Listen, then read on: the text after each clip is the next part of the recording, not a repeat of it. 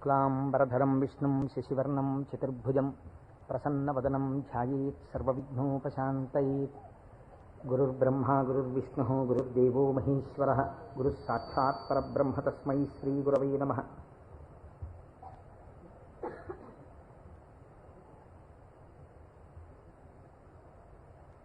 व्यासाय विष्णुरूपाय व्यासरूपाय विष्णवे नमो वै ब्रह्मनिधये वासिष्ठाय नमो नमः।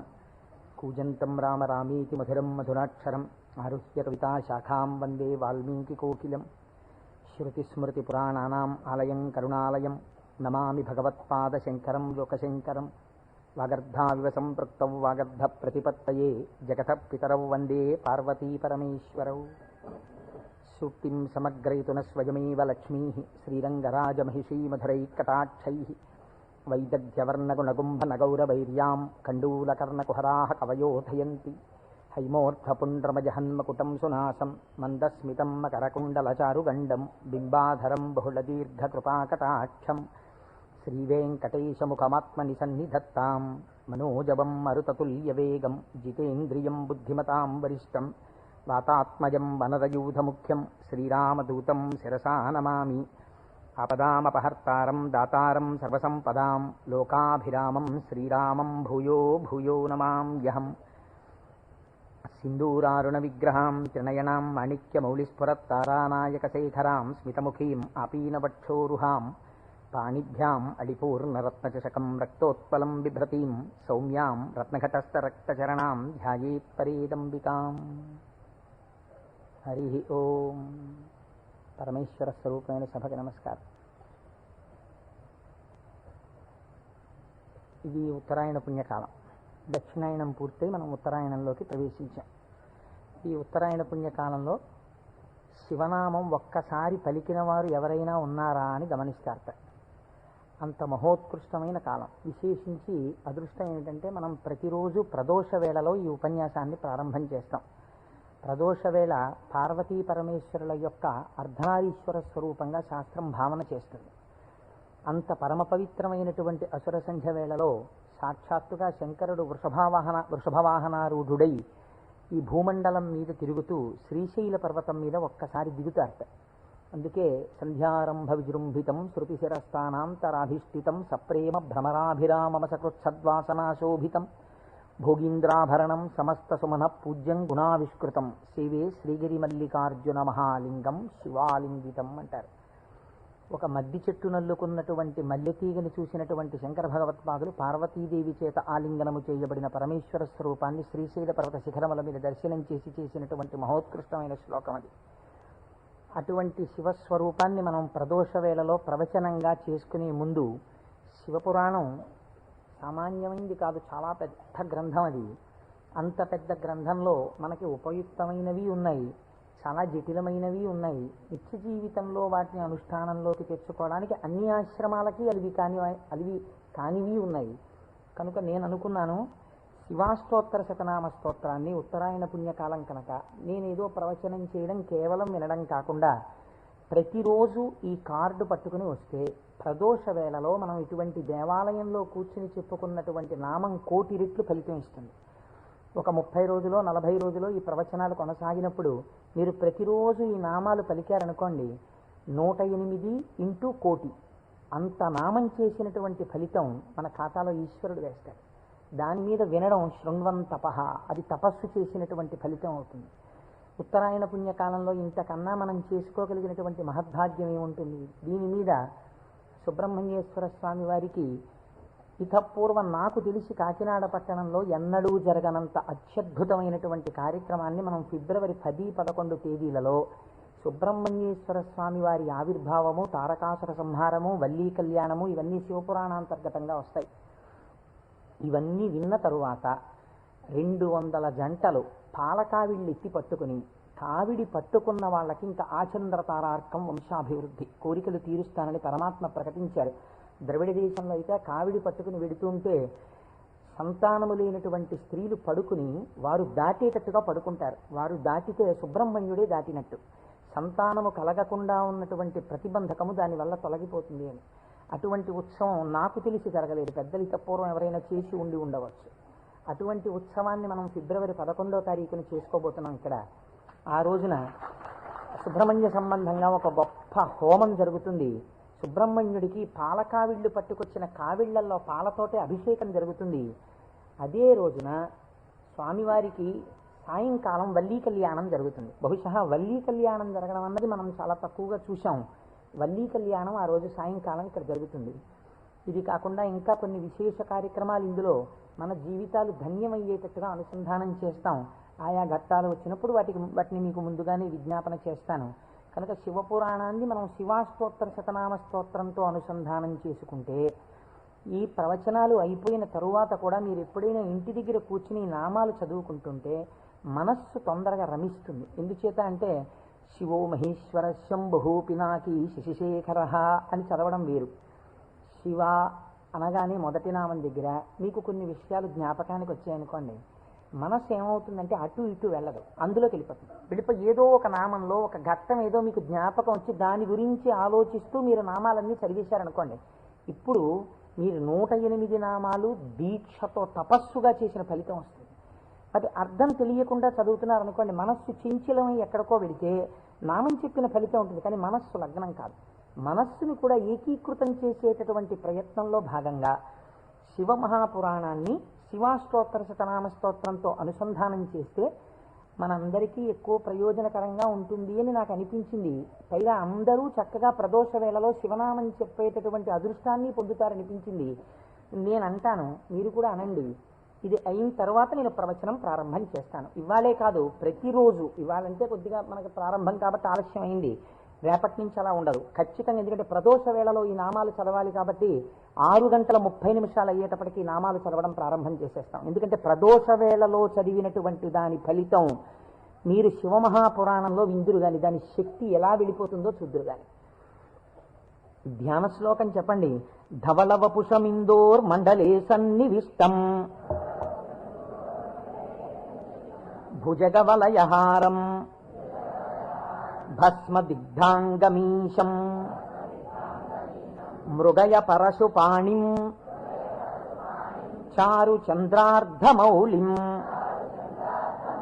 హృదయకమల మధ్యే సంతతం చింతయామి. శివో మహేశ్వర శంభు పినాకీ శశిశేఖర వామదేవో విరూపాక్ష కపర్దీ నీలలోహిత శంకర శూలపాణిశ్చ ఖట్వాంగీ విష్ణువల్లభ శిపి విష్ణోంబికానాథ. శశి విష్ణు కాదండి, అది పొరపాటు పడింది. శిపి విష్ణోంబికానాథ శ్రీకంఠో భక్తవత్సల భవశర్వస్త్రిలోకేశ శితికంఠ శివాప్రియ ఉగ్రకపాలీ కామారీ అంధకాసురసూదన గంగాధరో లలాటాక్ష కాళకాళ కృపానిధి భీమః పరశుహస్తశ్చ మృగపాణిర్జటాధరః కైలాసవాసీ కవచీ కఠోరస్త్రిపురాంతకః వృషాంకో వృషభారూఢో భస్మోద్ధూళిత విగ్రహః సామప్రియః సర్వమయః త్రైమూర్తిరనీశ్వరః సర్వజ్ఞ పరమాత్మా చ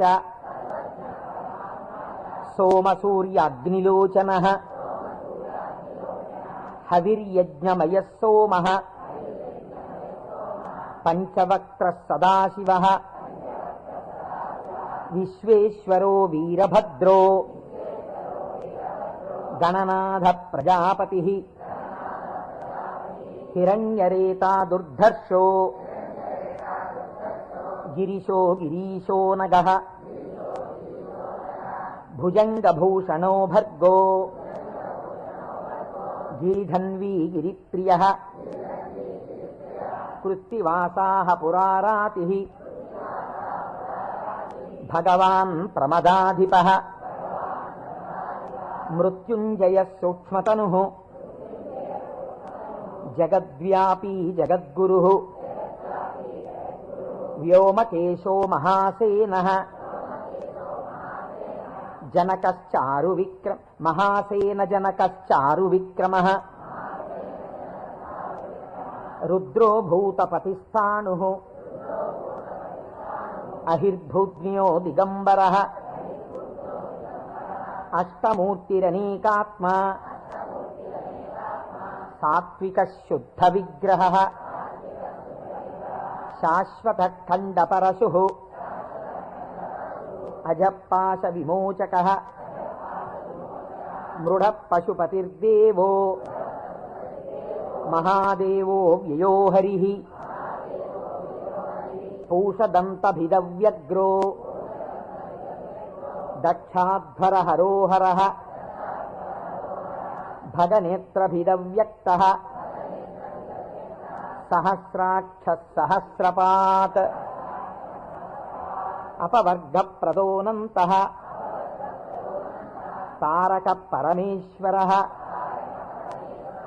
ఏవం శ్రీశంభుదేవస్య నామ్నామస్తోత్తరం శతం శ్రీ శివాష్టోత్తరశతనామస్తోత్రం సమాప్తం.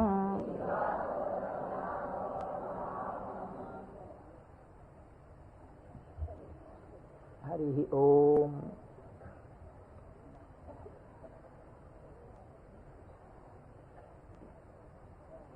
శివ అన్న శబ్దమే చాలా గొప్పది. ఈ శివాష్టోత్తర శతనామ స్తోత్ర ప్రారంభం కూడా శివశబ్దంతో ప్రారంభమైంది. ఆ పురాణము కూడా శివ మహాపురాణము అని శివశబ్దంతో ప్రారంభమైంది. శివశబ్దాన్ని అమరకోశం వ్యాఖ్యానం చేసింది.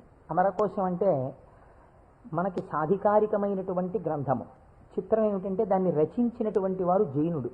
అమరసింహుడు అనబడేటటువంటి ఒక జైనుడు ఆయన అమరకోశాన్ని రచించి దానితో పాటుగా అనేక గ్రంథాలని రచించారు. కానీ వారు శంకర భగవత్పాదాచార్య స్వామి వారితో వాదనకి దిగినప్పుడు శంకరుల చేతిలో ఓడిపోయారు. ఓడిపోయినప్పుడు ఆయనకి బాధ కలిగింది. నేను శంకరాచార్యుల వారి చేతిలో ఓడిపోయాను కనుక నేను రచించినటువంటి గ్రంథములన్నీ కూడా పనికిమాలినవైపోయాయని ఆయన ఆ గ్రంథములన్నింటినీ తగలబెట్టేశారు. తగలబెట్టేసినప్పుడు శంకర భగవత్పాదాచార్య స్వామి వారికి తెలిసి, వారు బహు కారుణికులు, కారుణ్యమూర్తి శంకరులంటే, వారు గబగబా వచ్చి, ఎంత పని చేశావయ్యా, గ్రంథాలను ఎందుకు తగలబెట్టేశావు అని ఉన్న ఒకే ఒక గ్రంథం, మిగిలిపోయినటువంటి గ్రంథం అమరకోశం. అమరకోశానికి ఉన్నటువంటి గొప్పతనం ఏమిటంటే అది మన సనాతన ధర్మములకు సంబంధించినటువంటి నామముల విషయంలో ఏ పక్షపాతం లేకుండా చక్కగా శృతి ఎలా ప్రతిపాదించిందో, స్మృతులు పురాణములు ఎలా ప్రతిపాదించాయో, తాత్వికమైనటువంటి విషయాల్ని, నామములకు అనేకమైన విషయములకు ఉండేటటువంటి అర్థాలని అలా ప్రతిపాదన చేశాడు అమరసింహుడు.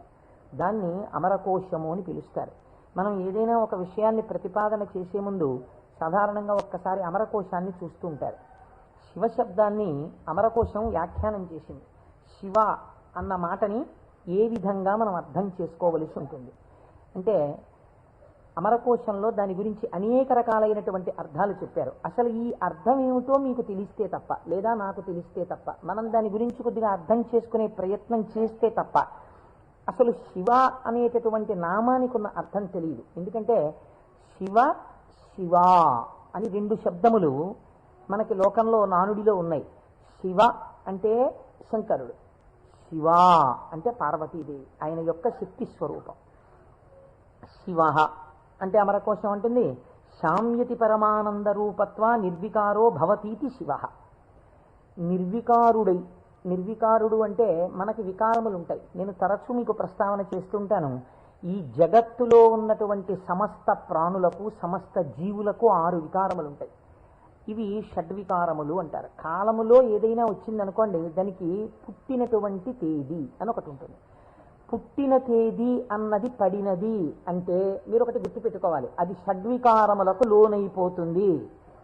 ఈ భావన మీ మనస్సులో బాగా రూఢమైందనుకోండి, బాగా పూనుకుందనుకోండి, అసలు సగానికి సగం లోకం పట్ల ఉండేటటువంటి తాదాత్మ్యత తగ్గిపోతుంది.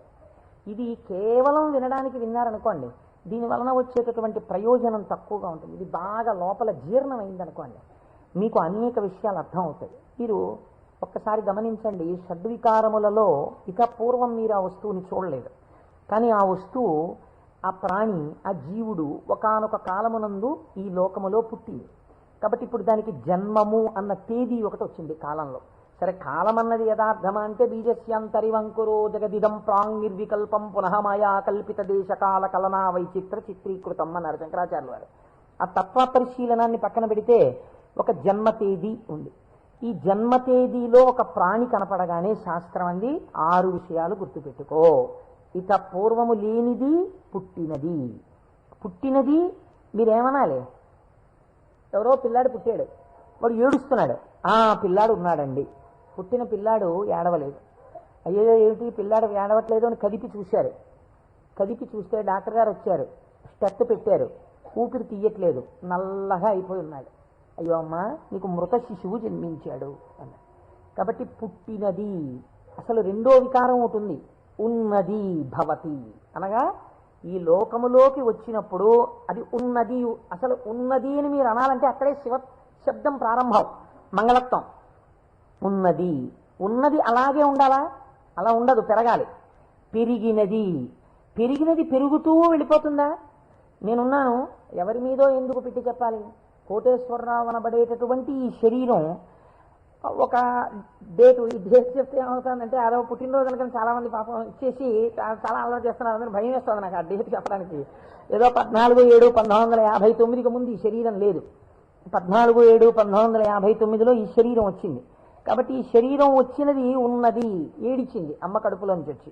అలాగే ఉందా? మా అమ్మ కడుపులోంచి వచ్చినప్పుడు ఎలా ఉన్నానో అలా ఉన్నానా? పెరిగినది. అబ్బో, ఎంత ధ్వజస్తంభం అంత పెరిగిపోయింది ఈ శరీరం. పెరిగినది. ఇది ఇలా పెరుగుతూ ఉంటుందా? ఉండదు. తరిగినది.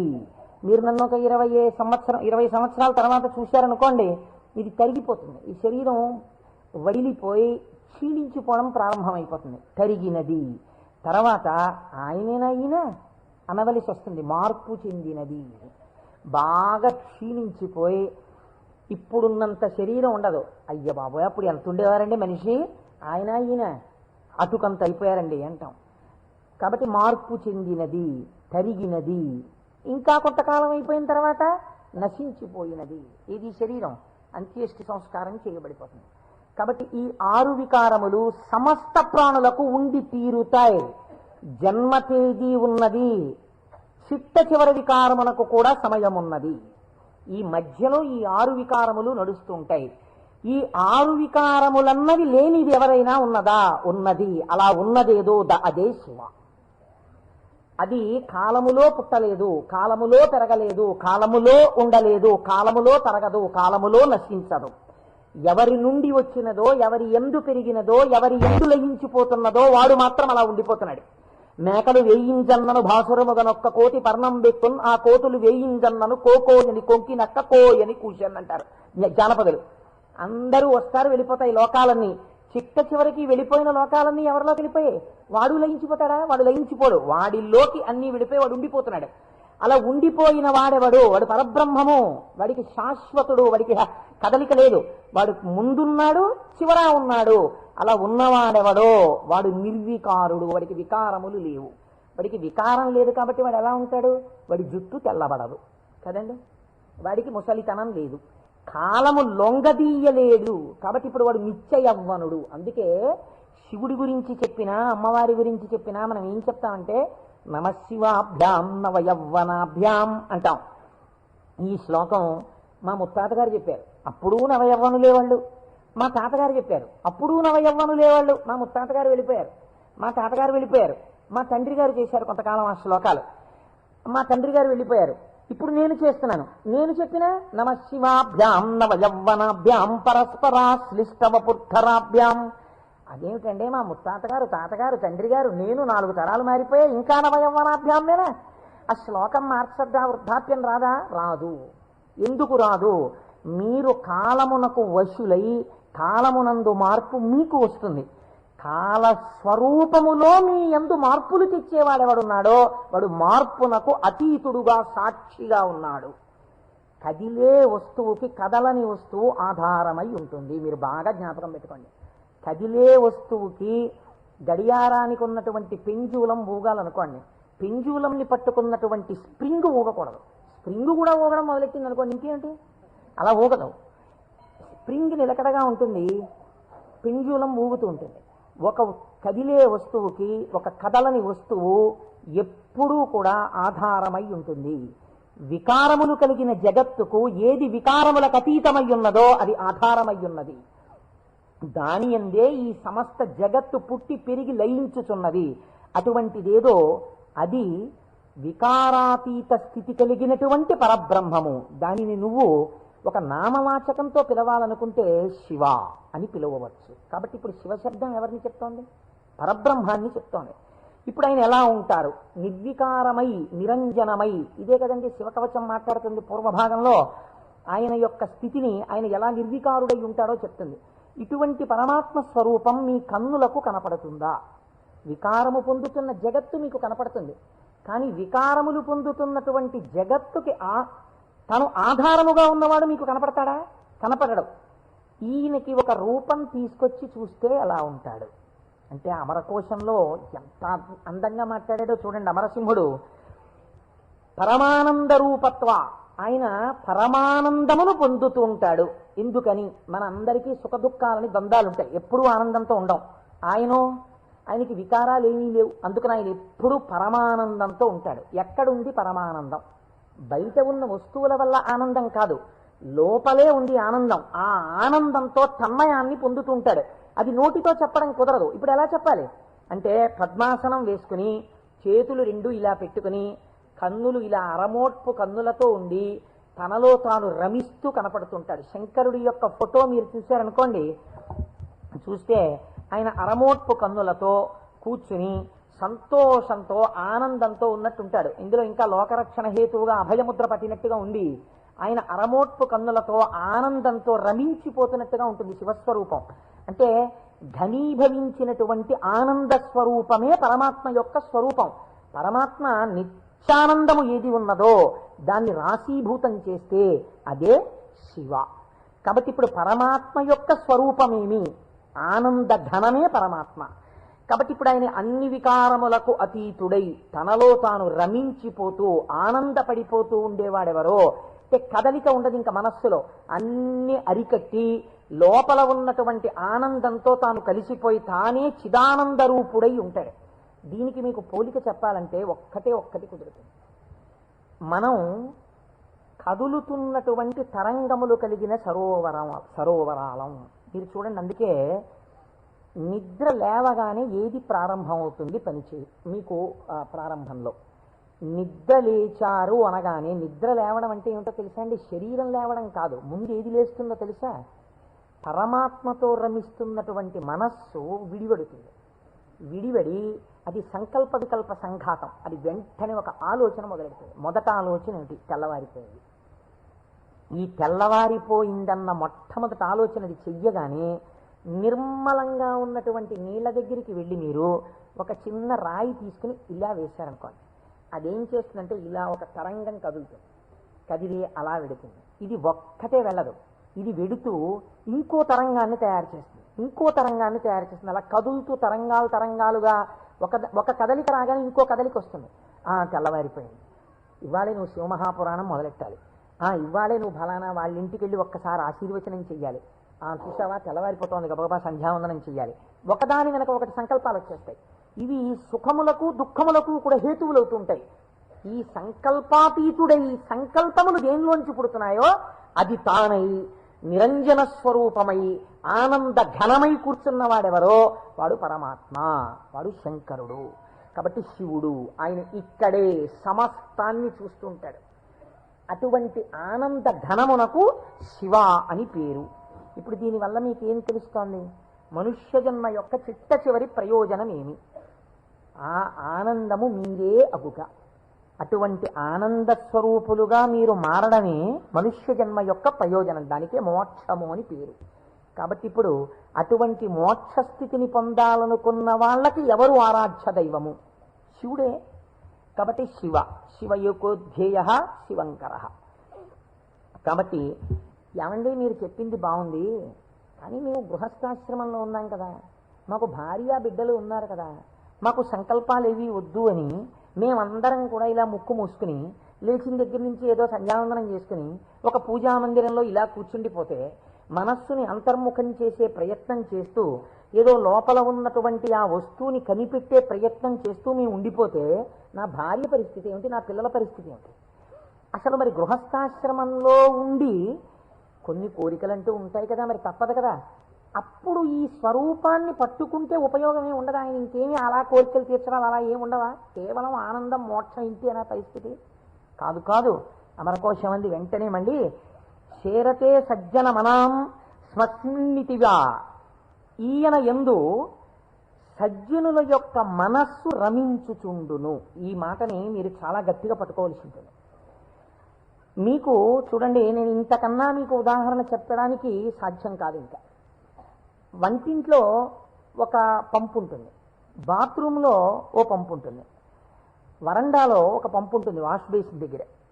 మీకు ఇంకా అవసరం అనుకున్నారనుకోండి, ఏదో మీరు భోజనాలు చేసే గదిలో చేతులు కడుక్కోవడానికి ఒక పంపు ఉంటుంది. ఇన్ని పంపుల్లోనూ మీకు ఏకకాలమునందు ఎక్కడ విప్పినా నీళ్లు రావాలనుకోండి, ఏది నింపాలి? ఏ పంపు కొట్టంలో నీళ్లు పోస్తారా? ఓవర్ హెడ్ వాటర్ ట్యాంక్లో నీళ్లు పోస్తారు. ఓవర్ హెడ్ వాటర్ ట్యాంక్లో నీళ్లు పోస్తే అన్ని పంపుల్లోనూ నీళ్లు వచ్చినట్టు శివస్వరూపాన్ని పట్టుకుంటే అది ఏ రూపంగా, ఏ రకంగా, ఏ విభూతితో, ఏ లక్షణంతో, ఏ గుణంగా మీ మనస్సు ఇష్టపడిన ఏ విధానంగా ఒక్కదాన్ని మీరు పట్టుకుని రమించిపోవడం ప్రారంభించినా అది మీకు కావలసిన సమస్తాన్ని ఇస్తుంది. అలా ఇవ్వగలదు. దానికి ఆ శక్తి ఉన్నది. అది మిమ్మల్ని కాపాడుకుని వస్తుంది. మీరు చూడండి, గొడుగు ఒక్కటి ఇలా పట్టుకున్నారండి, ఇలా గొడుగు పట్టుకుని వెళ్ళిపోతున్నారు. ఇలా గొడుగు పట్టుకు వెళ్ళిపోతుంటే బయట మంచి ఎండ కాసింది. ఇప్పుడు ఆ గొడుగు మిమ్మల్ని రక్షిస్తుందా, రక్షించదా? రక్షిస్తుంది. మీరు వెళ్ళిపోతుండగా మంచి మబ్బు పట్టి వాన ప్రారంభమైంది. గొడుగు రక్షిస్తుందా, రక్షించదా? రక్షిస్తుంది. వాన తగ్గిపోతోంది, ఇంకా కొద్దిగా ఎండ వస్తే బయలుదేరదాం అనుకుని మీరు చెట్టు కింద నించున్నారు. ఒక పక్షి పై నుంచి రెట్ట వేసింది. మీ మీద పడకుండా గొడుగు రక్షిస్తుందా, రక్షించదా? రక్షిస్తుంది. ఒక గొడుగు మీకు శీతలము నుండి, ఉష్ణము నుండి, జలధార నుండి, పక్షి రెట్ట నుండి ఇన్నిటి నుంచి కాపాడినప్పుడు పరమాత్మని పట్టుకున్న వాడి కోరికలు కూడా అన్ని భంగులా తీరుతాయి. మీకు ఏది కావాలో అది వాడు ఇవ్వగలడని మీరు ఎలా అనుకోవట్లేదు? అచేతనమైన ఒక గొడుగు మీకు ఇన్నింటిని ఇవ్వగలిగినప్పుడు మీరు పట్టుకున్న పరమాత్మ మీకు ఏది అవసరమో అది మీకు ఇవ్వడని మీరు ఎలా అనుకుంటున్నారు? మీకు ఏది కావాలో మీరు అడగక్కర్లేకుండా మీకు తీరుస్తాడు. అది గొప్ప. మీరు శాస్త్రంలో ఒక మర్యాద తెలుసుకోవాలి. మీరు అడిగితే ఇచ్చినవాడు గొప్పవాడు కాదండి. మీరు వెళ్ళి అడిగారనుకోండి, వెంటనే మీరు జీవితంలో చాలా దిగజారిపోయినట్లయిపోతుంది. ఒకరి దగ్గరికి వెళ్ళి, అయ్యా నాకు ఇది లేదండి, నన్ను మీరు కొంచెం అనుగ్రహించి నాకు ఇది కలిగేటట్టుగా మీరు చెయ్యండి అని అడిగారనుకోండి, వాచికంగా నోరు విప్పి ఒకరి దగ్గరికి వెళ్ళి నాకు ఇది ఇప్పించండి అని అడిగినప్పుడు ఆత్మహత్యా సదృశమే. వాడు చచ్చిపోయినంత బిడియపడిపోతాడు. ఎవరు శీలమున్నవాడు బెంగ పెట్టుకుంటాడు. నోరు విప్పి అడగడమా, వెళ్ళి నాకు ఇది ఇవ్వండి అని ఎలా అడగను అంటాడు. అడగలేడు. అందుకే మనకి పూర్వకాలంలో మీకు తెలుసో తెలీదో, మీసంలో ఒక వెంట్రుక తాకట్టు పెట్టి అప్పు తెచ్చుకునేవారు. మీసంలో వెంట్రుక తాకట్టు పెడితే అప్పు ఇవ్వడం ఏంటండి? అంటే వాళ్ళ రోషానికి చిహ్నం అది. ఎన్నడూ నేను ఒకరిని చెయ్యి అడగలేదురా, చెయ్యి జాపి అడగలేదు. అటువంటి వాణ్ణి నిన్ను అడుగుతున్నాను. నేను ఇంత సిగ్గుపడిపోయానడానికి ఉదాహరణ ఏమిటో తెలుసా? ఈ వెంట్రుక ఒకటి నీ దగ్గర పెట్టుకో, మళ్ళీ తీర్చిన నాడు ఈ వెంట్రుక తీసుకెళ్తాననేవాడు. వాడి రోషానికి, వాడి శీలానికి ఆ వెంట్రుకని ప్రాతిపదికగా తీసుకుని అప్పిచ్చేవారు పూర్వం. అందుకే నా మీసంలో వెంట్రుక తాకట్టెట్టాననేవారు పూర్వం. కాబట్టి ఒకరి దగ్గరికి వెళ్ళి అడగడం అంటే అంత చిన్నతనం. పరమాత్మ అయినా మిమ్మల్ని అలా చిన్నబుచ్చి ఇస్తాడని మీరు ఎలా అనుకుంటున్నారు? గొడుగు పక్షి రెట్ట నుంచి నన్ను కాపాడు, వాన పడితే కాపాడు, ఎండగా ఉంటే కాపాడు, పైనుంచి ధూళి పడకుండా కాపాడు, ఓ గడుగా నన్ను రక్షించు అని మీరంత స్తోత్రం చేసి వేసుకుంటున్నారేంటి? ఇలా విప్పిలా పట్టుకుంటే అంతే రక్షించేయడం దాని ప్రయోజనం.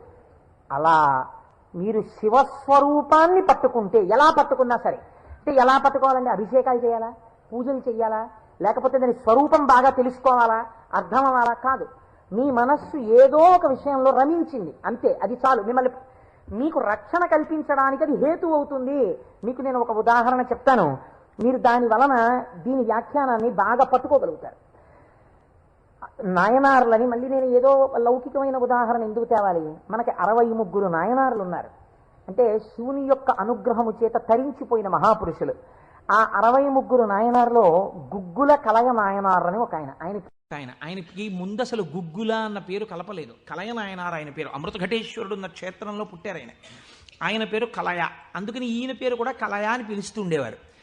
ఈ కలయ నాయనారికి ఒక లక్షణం ఉండేది. ఆయన చేసే పూజ ఏమిటో తెలుసా అండి?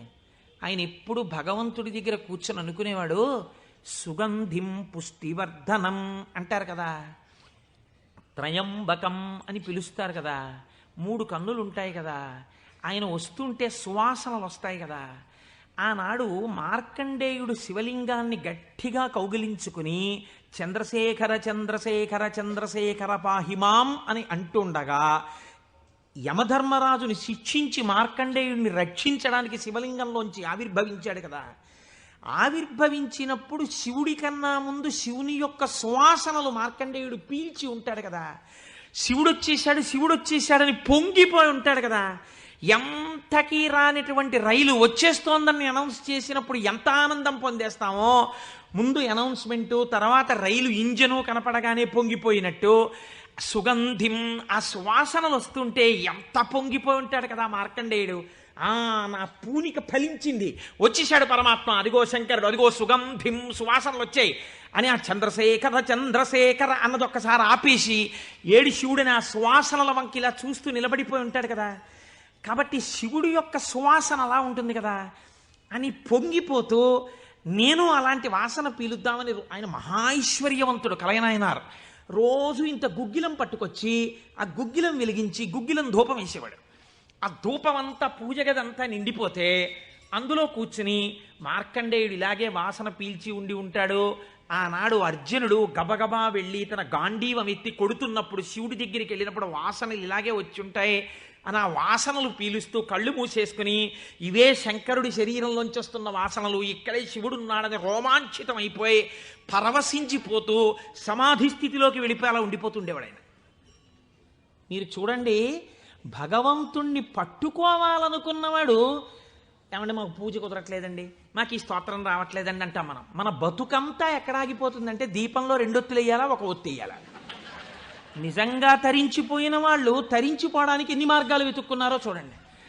ఆయన సువాసనలు పీలుస్తూ రమించిపోయాడు. శంకరుడు చూశాడు, వీడు రోజు గుగ్గిలం పట్టుకొచ్చి వేసి ఇన్ని రకాల దర్శనాలు చేసేస్తున్నాడు రా, గుగ్గిలం పొగ అడ్డం పెట్టుకుని. ఎంత చిత్రం రా ఇది, గుగ్గిలం పొగకి వీడు సమాధిలోకి వెళ్ళిపోతున్నాడు. అసలు ఈ గుగ్గిలం కొనలేని స్థితి తెస్తే ఏం చేస్తాడో చూద్దాం అనుకున్నాడు. ఐశ్వర్యం అంతా క్షీణింపచేశాడు. ఆయనకి మనస్సు శివుడి మించి పోలేదు. ఎలాగో అలా నానా కష్టాలు పడి ఇంత గుగ్గిలం తెచ్చి శంకరుడికి వేసి ఆ వాసన పీల్చేటప్పటికి సమాధిలోకి వెళ్ళిపోయాడు. ఇంక ఏముంది, మనస్సు అలవాటు పడిపోయి ఇంత పొగొచ్చేటప్పటికి అంతే సమాధిలోకి వెళ్ళిపోతాడు. ఎంత తేలికండది. అగరత్తు వెలిగించకుండా ఉంటాం కదా, అగరత్తు వెలిగిస్తే గుగ్గిలం అయినా సమాధిలోకి వెళ్ళిపోతాడు అంతే. ఈ స్థితి చూసి శంకరుడు భార్యాబిడ్డలు తినడానికి కూడా అన్నం మెతుకు లేకుండా చేశాడు. చూద్దాం ఏం చేస్తాడు. భార్యాబిడ్డలు పస్తులున్నారు. అన్నమో రామచంద్ర అని ఆ భార్య మహాపతివ్రత. ఆవిడ తన మెడలో ఉన్నటువంటి మంగళసూత్రాన్ని తీసి నాయనార్కిచ్చి, అయ్యా మీరిది పట్టుకెళ్ళి వెలకట్టి అమ్మించి డబ్బు పట్టుకుని రండి, దాంతో మనం కొన్నాళ్ళు భోజనం చేద్దామని. తప్పకుండా తీసుకొస్తానని ఆ మంగళసూత్రాలు చేతిలో పట్టుకుని శివ శివ శివ శివ అని సంతోషపడిపోతూ వెళ్ళిపోతున్నాడు. శంకరుడు ఒక పెద్ద బండిలో గుగ్గిలం బస్తాలు వేసుకుని ఎదురొచ్చాడు. మళ్ళీ దొరకవుట గుగ్గిలం, అందుకని చెప్పి బస్తాలు కొనుక్కెడుతున్నాను, ఎవరైనా కావాలంటే కొనుక్కోండి అని అరిచాడు. అమ్మ బాబోయ్, గుగ్గిలం దొరకదటని చెప్పి ఈయన గబగబా మంగళసూత్రాలు ఇచ్చేసి గుగ్గిలం బస్తాలు కొనేశాడు.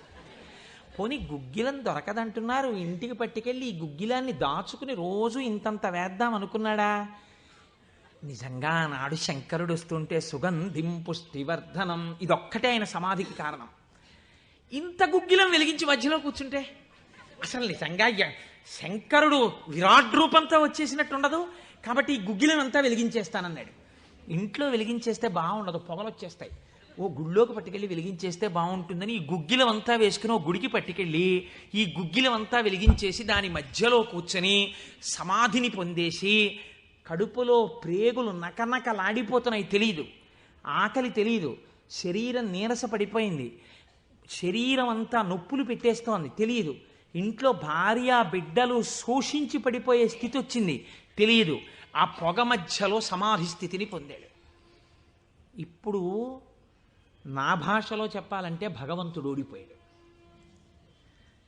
పరీక్ష పెట్టగలడా? ఏం పరీక్ష పెడతాడు? కాబట్టి చూడలేకపోయాడు ఆయన. అమ్మ బాబోయ్, ఇదెక్కడ భక్తిరా అని గబగబా కుబేరుణ్ణి పిలిచాడు. కుబేరా, ఇలా నా పక్కన ఎన్నాళ్ళు నించుంటావు? నాకేం అవసరం లేదు. అడిగో మహానుభావుడు చూసావా, గుగ్గిలం పొగ మధ్యలో కూర్చున్నాడు, పెళ్ళం మంగళసూత్రాలు అమ్మేసి. వెంటనే వెళ్ళి ఆయన ఇంటిని బ్రహ్మాండమైనటువంటి అంతఃపురంగా మార్చేయి. భార్యకి బిడ్డలకి భూమండలంలో లేనంత ఐశ్వర్యాన్ని ఇచ్చేయి.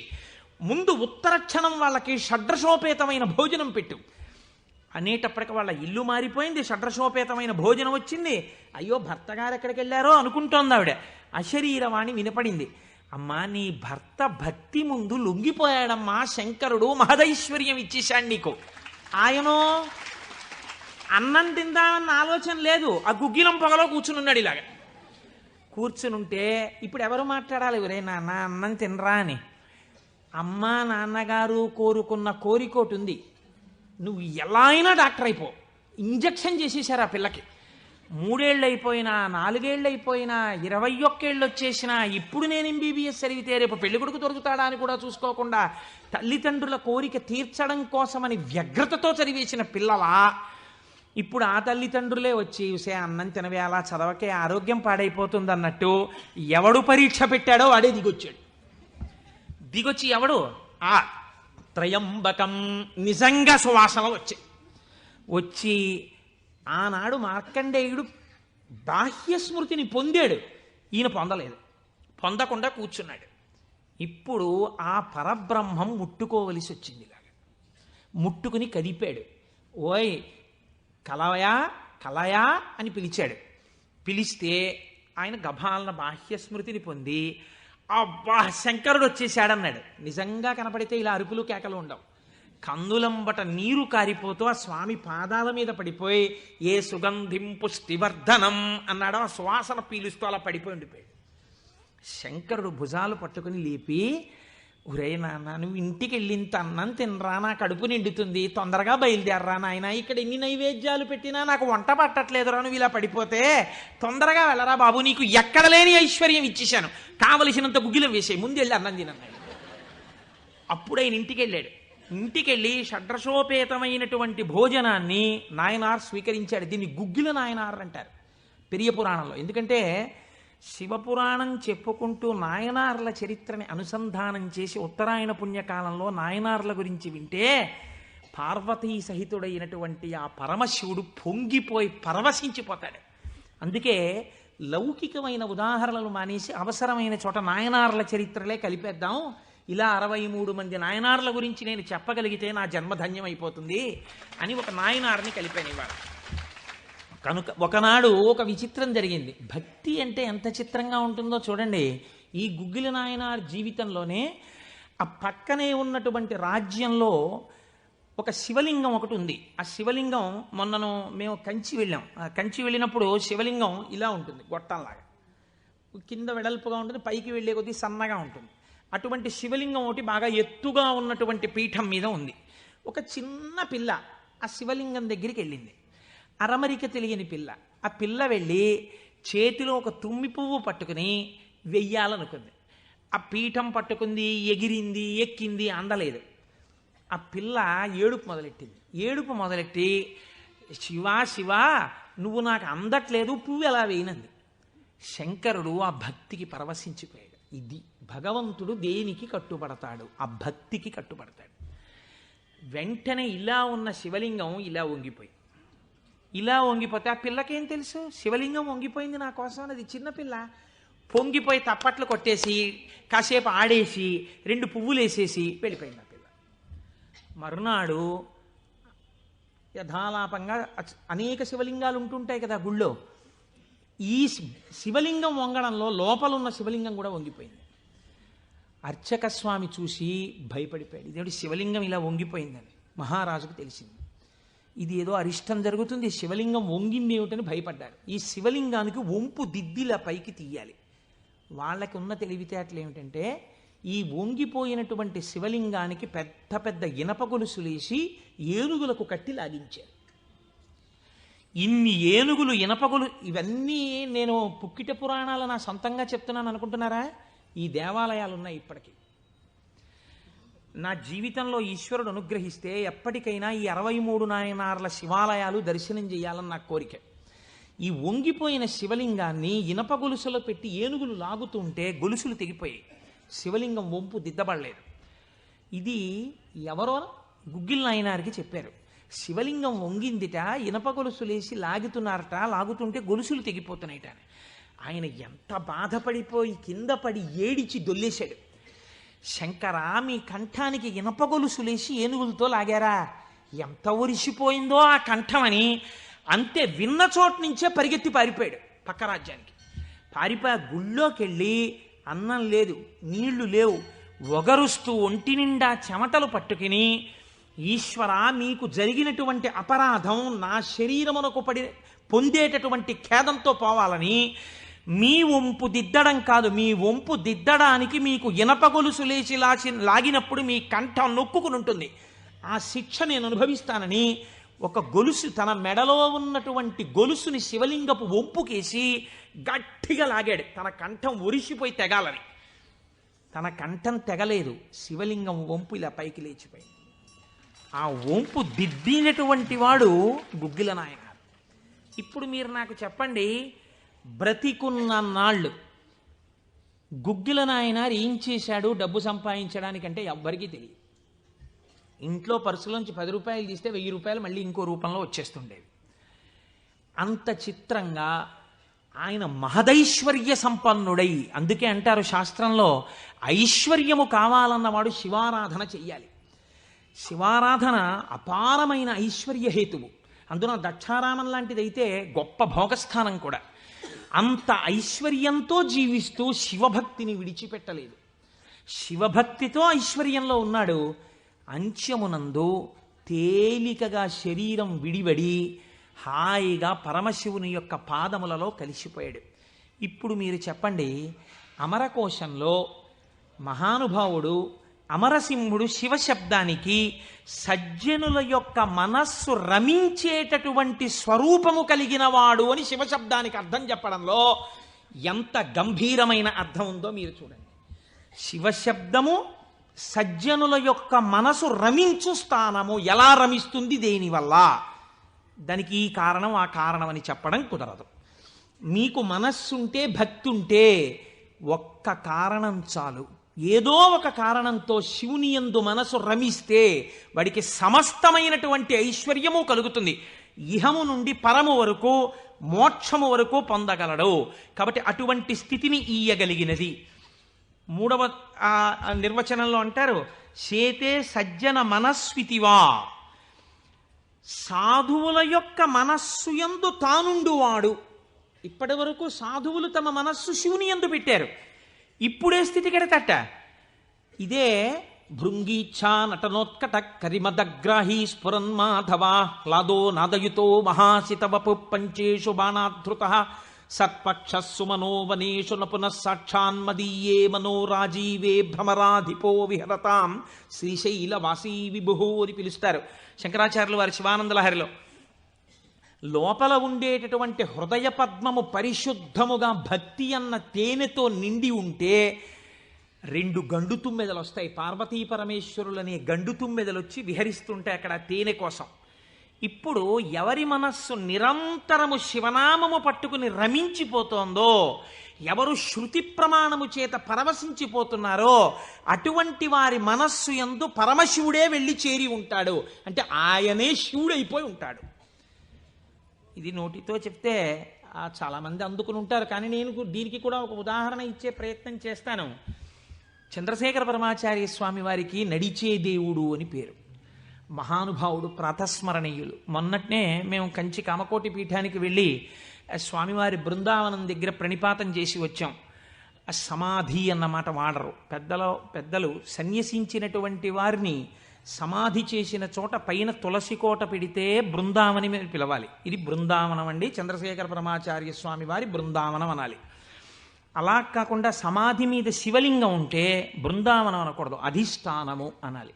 ఇది రమణ మహర్షి యొక్క అధిష్టానం అండి అనాలి. రమణాశ్రమంలోకి వెళ్ళారనుకోండి, మీరు ఇది రమణ మహర్షి సమాధనో రమణ మహర్షి బృందావనమనో మీరు ఉచ్చరిస్తే మీ యందు దోషం పడుతుంది. అలా అనకూడదు. ఇది రమణుల అధిష్టానము అని పిలవాలి. ఎందుకంటే దాని మీద శివలింగం ఉంటుంది కనుక. అటువంటి బృందావనం చంద్రశేఖర పరమాచార్య స్వామి వారి బృందావనం దగ్గర మేము మొన్న ప్రణిపాతం చేసి వచ్చే అదృష్టాన్ని పరమాచార్య స్వామి మాకు అనుగ్రహించారు. పరమాచార్య స్వామి ఒక మాట చెప్పుకుంటూ ఉండేవారు. ఆయన అనేవారు, నాకు ఎప్పుడైనా చీకట్లో వెడుతున్నప్పుడు ఒక విగ్రహాన్ని చూస్తే నా బాధ్యత నాకు గుర్తొస్తుందనేవారు. ఇదండి రమించడం అంటే, ఇది శివుడంటే. మామూలుగా మాట్లాడడం, ఇలా ఉపన్యాసాలు చెప్పడం గొప్ప కాదు. రమించిన హృదయంలోంచి అటువంటి మాట రావడం ఆ వ్యక్తి యొక్క స్థితిని చూపిస్తుంది. పరమాచార్య నడిచి వెళ్ళిపోతుండేవారు. తెల్లవారుజామున 3 గంటలకి వారు నడిచి వెళ్ళిపోతున్నారు. ఒకసారి నడిచి వెళ్ళిపోతుంటే ఒక ఊరి మధ్యలో ఒక కోటు వేసుకున్నటువంటి ఒక వ్యక్తి, వాడెవరో ఒక రాజకీయ నాయకుడు, ఆయన యొక్క శిలా ప్రతిమ ఒకటి ఉంది. పరమాచార్య నిలబడి ఒక నవ్వు నవ్వారు.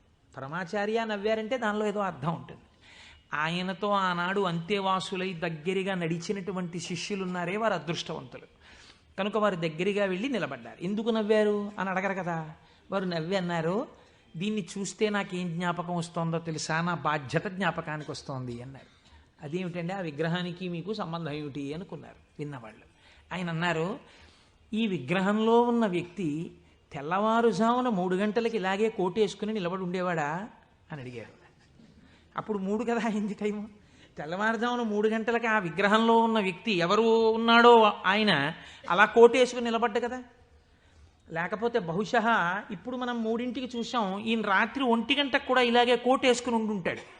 అంటే రాత్రి 1 గంటకు కూడా ఈయన బతికున్న రోజుల్లో కోటేసుకుని ఉన్నాడా? లేడు.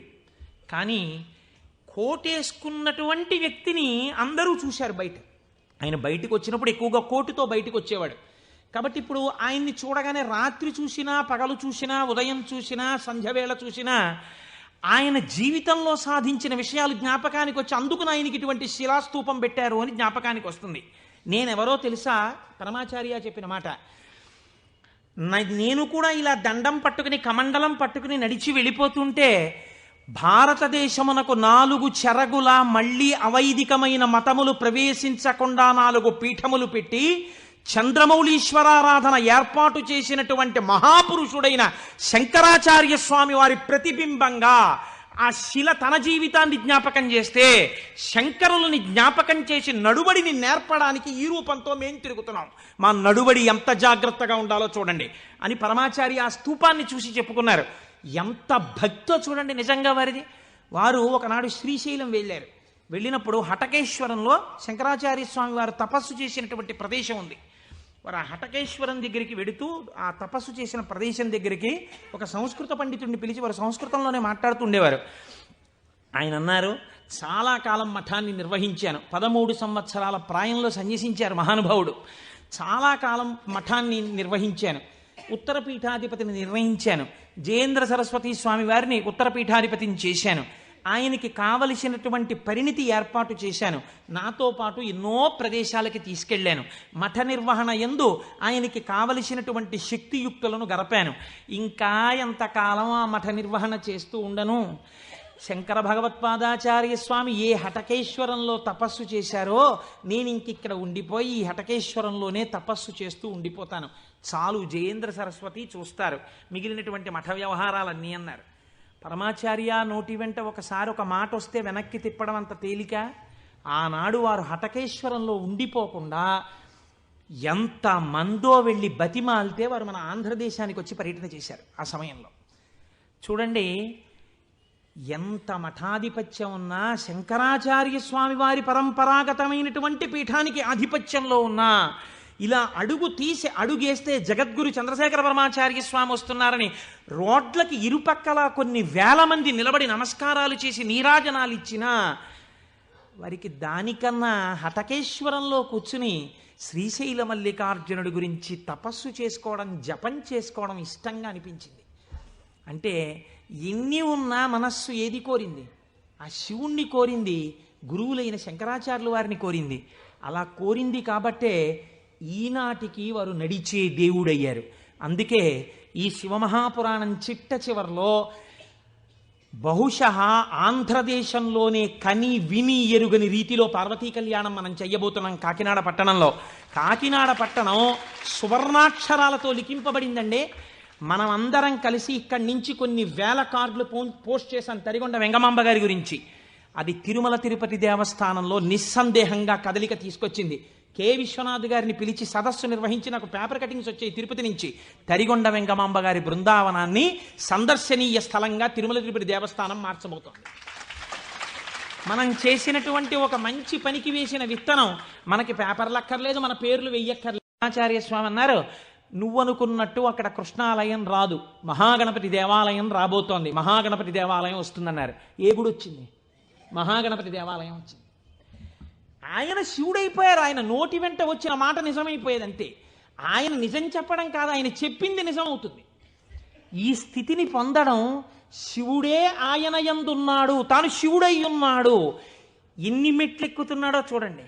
ఇది తురీయ అవస్థ, 4వ అవస్థకి వెళ్ళిపోతారు. అందుకే పీఠాధిపతులు కనబడితే 4 నమస్కారాలు, తల్లిదండ్రులు కనబడితే 1 నమస్కారం, ఈశ్వరాలయంలో 3 నమస్కారాలు శాస్త్రం విధించింది. అది ఎందుకు చేయాలి, ఏ కారణమేమి, రేపటి రోజు నేను దాన్ని అనుసంధానం చేసే ప్రయత్నం చేస్తాను. అది కూడా శివ సంబంధమైన విషయమే అంతర్గతంగా వస్తుంది మీకు.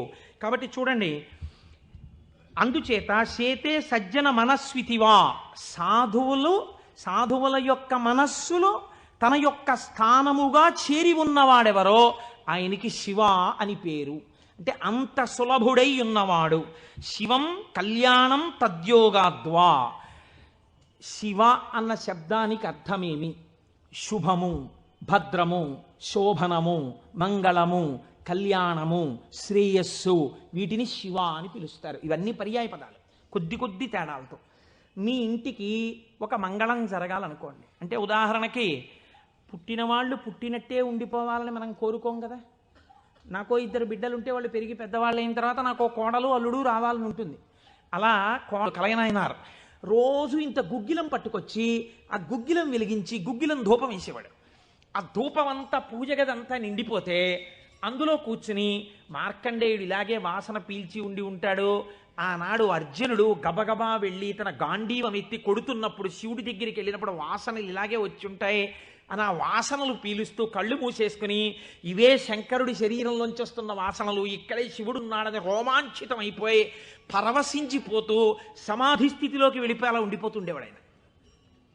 మీరు చూడండి, భగవంతుణ్ణి పట్టుకోవాలనుకున్నవాడు, ఏమంటే మాకు పూజ కుదరట్లేదండి, మాకు ఈ స్తోత్రం రావట్లేదండి అంటాం మనం. మన బతుకంతా ఎక్కడ ఆగిపోతుందంటే దీపంలో 2 ఒత్తులు వేయాలా, 1 ఒత్తి వేయాలా. నిజంగా తరించిపోయిన వాళ్ళు తరించిపోవడానికి ఎన్ని మార్గాలు వెతుక్కున్నారో చూడండి. ఆయన శ్వాసనలు పీలుస్తూ రమించిపోయాడు.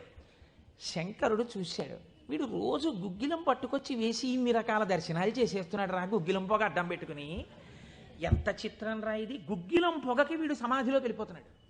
అసలు ఈ గుగ్గిలం కొనలేని స్థితి తెస్తే ఏం చేస్తాడో చూద్దాం అనుకున్నాడు. ఐశ్వర్యం అంతా క్షీణింపచేశాడు. ఆయనకి మనస్సు శివుడి మించి పోలేదు. ఎలాగో అలా నానా కష్టాలు పడి ఇంత గుగ్గిలం తెచ్చి శంకరుడికి వేసి ఆ వాసన పీల్చేటప్పటికి సమాధిలోకి వెళ్ళిపోయాడు. ఇంక ఏముంది, మనస్సు అలవాటు పడిపోయింది. ఇంత పొగొచ్చేటప్పటికి అంతే సమాధిలోకి వెళ్ళిపోతాడు. ఎంత తేలికండది. అగరత్తు వెలిగించకుండా ఉంటాం కదా, అగరత్తు వెలిగిస్తే గుగ్గిలం అయినా సమాధిలోకి వెళ్ళిపోతాడు అంతే. ఈ స్థితి చూసి శంకరుడు భార్యా బిడ్డలు తినడానికి కూడా అన్నం మెతుకు లేకుండా చేశాడు. చూద్దాం ఏం చేస్తాడు. భార్యా బిడ్డలు పస్తులున్నారు. అన్నమో రామచంద్ర అని ఆ భార్య మహాపతివ్రత. ఆవిడ తన మెడలో ఉన్నటువంటి మంగళసూత్రాన్ని తీసి నాయనారికి ఇచ్చి, అయ్యా మీరిది పట్టుకెళ్ళి వెలకట్టి అమ్మించి డబ్బు పట్టుకుని రండి, దాంతో మనం కొన్నాళ్ళు భోజనం చేద్దామని. తప్పకుండా తీసుకొస్తానని ఆ మంగళసూత్రాలు చేతిలో పట్టుకుని శివ శివ శివ శివ అని సంతోషపడిపోతూ వెళ్ళిపోతున్నాడు.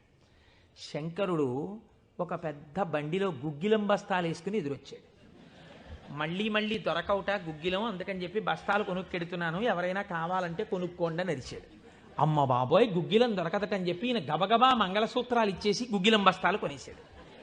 పోనీ గుగ్గిలం దొరకదంటున్నారు, ఇంటికి పట్టుకెళ్ళి ఈ గుగ్గిలాన్ని దాచుకుని రోజు ఇంతంత వేద్దాం అనుకున్నాడా? నిజంగా నాడు శంకరుడు వస్తుంటే సుగంధిం పుష్టివర్ధనం, ఇదొక్కటే ఆయన సమాధికి కారణం. ఇంత గుగ్గిలం వెలిగించి